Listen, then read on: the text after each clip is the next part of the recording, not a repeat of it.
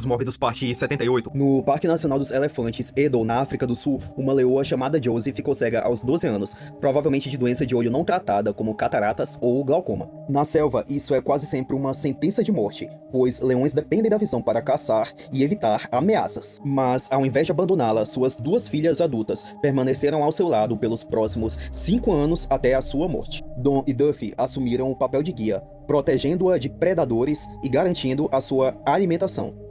Um comportamento raro de proteção contínua na natureza por tanto tempo. Graças às suas filhas, ela sobreviveu assim até aproximadamente 17 anos, em outubro de 2025, o que é o limite máximo da expectativa de vida de um leão selvagem. Uma cena marcou o velório de Pedro Kirk, de 70 anos, em Blumenau, Santa Catarina, quando a sua égua Nina foi levada até o caixão. E ao se aproximar do tutor, relinchou, deixando os familiares e amigos ainda mais emocionados.